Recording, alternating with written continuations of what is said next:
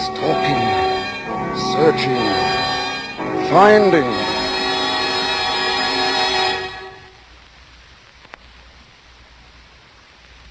When, soon after she heard the lodger return, she sought to quiet the horrible dread which had possessed her.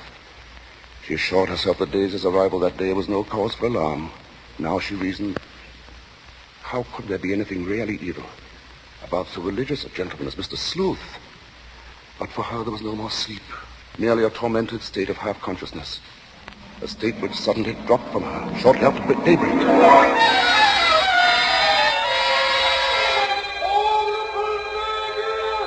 Horrible murder. That was the piercing scream of a newsboy far down the street.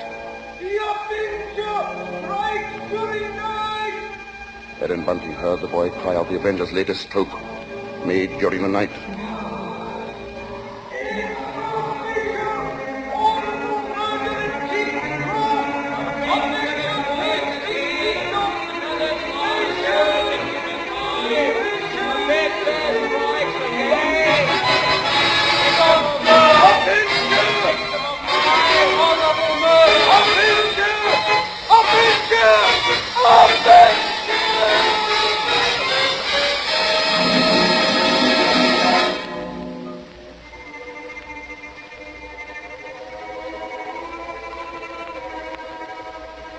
Ellen's first glimpse that morning of the grave-faced lodger brought the sleepless night's warm terror full to the surface. But on the next instant, she saw the pitiable, helpless weariness in his eyes, and curiously the terror began to pass. She found that she was hoping desperately that her fears were unfounded. Earlier, she had determined to tell Bunting of the awful convictions in her mind. Now, however, she felt she must be certain before she spoke to a soul. She knew there was one thing she must examine. That was the lodger's single piece of luggage. She'd thought of it often. What could it hold? Not much in the way of clothing, surely. It was too small, too narrow. It was more like a case. A case for a knife. It was along toward noon that Ellen found her opportunity to search the lodger's room. Soon after Bunting left to meet Daisy, Mr. Sleuth himself walked from the house. Ellen watched the tall, thin figure in the black Inverness cape disappear down the street, and then she rushed upstairs, into the room. Quickly, she moved to the closet. It was no different from what it had always been, utterly empty. She found nothing under the bed. She went then to the chest of drawers against the wall. She opened the top drawer and found inside nothing but a frayed shirt, 2 handkerchiefs. The next drawer, underclothes, socks. The next empty. There remained then only one possible place for the small, narrow bag, the bottom drawer, and it was locked. Tugging at the drawer, she heard suddenly the opening of the front door downstairs. Panic-stricken, she rushed out of the room and down the hall to the head of the stairs. Upstairs, Ellen? Ellen, Daisy's here. Oh, Mother Ellen, it's so good to see you. And well, whatever's the matter? Yes, you've gone quite white. Oh, well, I'm all right. I wasn't expecting you so soon. Oh, you don't know how fine it is to be back, Mother Ellen. Oh, the country's all right in its way, but there's nothing like London now, is there? No, there isn't. But as long as that Avenger's about, I can see we're going to have to do something about these blonde locks, eh, Ellen? Oh, don't worry about that. I'll dye 'em maybe, or just pin 'em under my hat. Daisy, I might as well get you settled. Oh, now, Father, isn't that just like her? She's straight to the point, and no point. Well, I'll bet a sixpence you'll have a dust cloth in your hair before you've got your coat off. Mr. Sleuth. Mrs. Bunting, I see my door is open. Oh, we were just leaving, so we... Does this mean that all of you have been in my room? Oh, not at all, sir. What must I do? Keep it locked? But you see, sir, I was just tidying up a bit, and Mr. Bunting, he brought his daughter up, sir. She just arrived. This is Daisy, sir. Pleased to meet you, sir. She's been away for quite a long while, you see, Mr. Sleuth, and that's why we're a bit excited, you might say. Yes, you must have been surprised when you came in, hearing us laughing and carrying on that way. Yes, I must say I was. However, Miss Daisy, there are all types of joy, are there not? Yes, I'm sure there are. The despicable evil joy of the abandoned and the divine happiness of the blessed. A vast difference, that. You do understand me, don't you? Why, yes, sir. Yes, Mr. Sleuth. I devoutly hope so, Miss Daisy. Nowadays, there are so very few young women like yourself who do. In fact, I all but despaired ever of finding one. If you'll excuse us now, sir, we'll You'll be getting Daisy's things put Of away. course, Mrs. Bunting, and I must be getting to my room. Believe me, Miss Daisy, it's been a revelation to meet you. Oh, thank you, sir. I'm sure we shall have much to discuss. He's a queer one, all right. But such a gentleman, isn't he?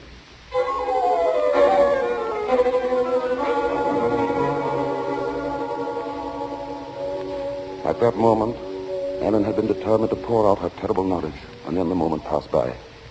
She told herself that perhaps the past few days had been nothing more than a grim illusion, a tormenting play of imagination. She would wait then until she had attended the coroner's inquest into the last Avenger murder. There, perhaps, she could hear evidence to disprove all her fears, to assure her there was no earthly harm in Daisy being so near the lodger.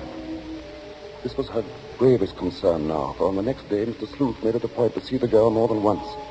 And fearfully, Ellen saw that Daisy welcomed his visits.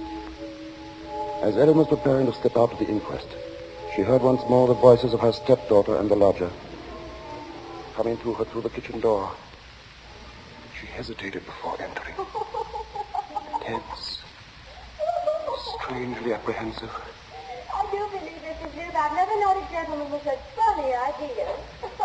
Oh, Mother Ellen, you should hear what Mr. Sleuth was just saying. Perhaps, Daisy, you would excuse yourself and... He thinks people, and especially girls, should spend all their time praying.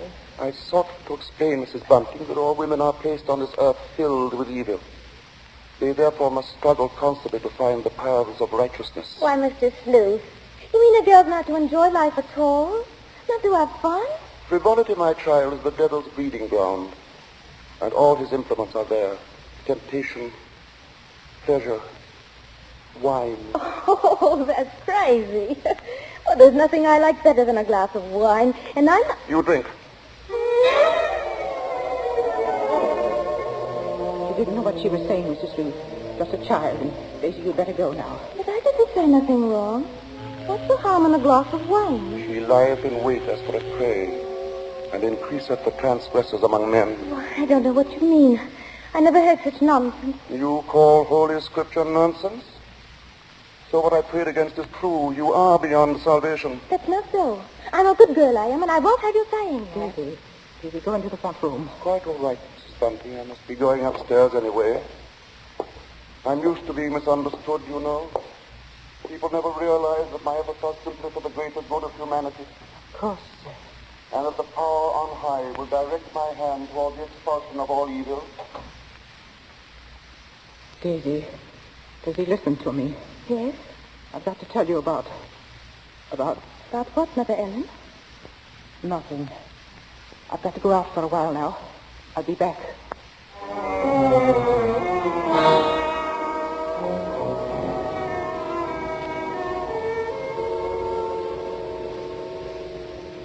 The moment to reveal the secret horror had come again and passed. Ellen's sudden recollection of Mr. Sleuth as he stood in the doorway had overwhelmed her. She must give him this last chance, this last frantic search for disproving evidence, this trip to the inquest. If that chance should fail, then she would tell Bunting or the police. So with the knowledge that Bunting was left in the house to look after Daisy, she boarded the underground train bound for the coroner's court. But as the train pulled away from the station, a new torture came to her, began to mount in her mind. It was the sudden realization that provided Sleuth was the murderer, she was equally responsible for his crimes. She had been giving him protection. If anything should happen to Daisy, she would be equally guilty. Fully as guilty as the Avenger.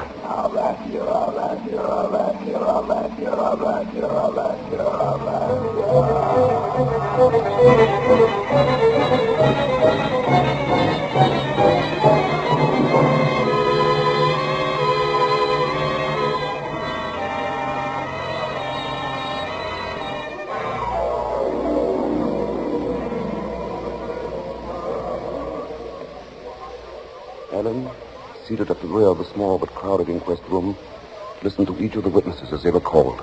And from one of them she found the first hope she had known for many days. This witness lived next to the alley in which the Avenger had committed his crime that night. She had seen him from her window, and the man she described in no way resembled Ellen's lodger. But in another moment, Ellen's hope was swept away. It was pointed out that the fog had been so heavy that night that the witness could not possibly have seen the murderer from her window.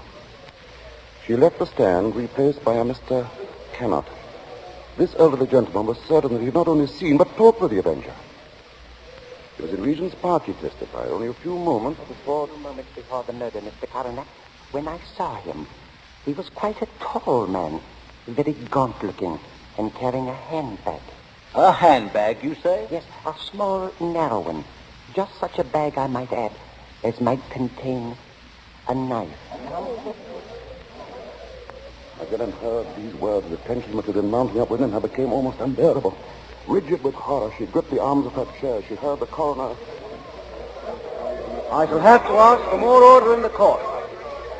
And now, Mr. Kennett, I understand you heard this man speak. Oh, yes, he had a rather high, hesitating voice. An educated man, I would judge, but quite mad. What do you mean by that? Well, as he emerged from the fog, he was talking aloud to himself. Believe me, sir, he was reciting scriptures from the Bible.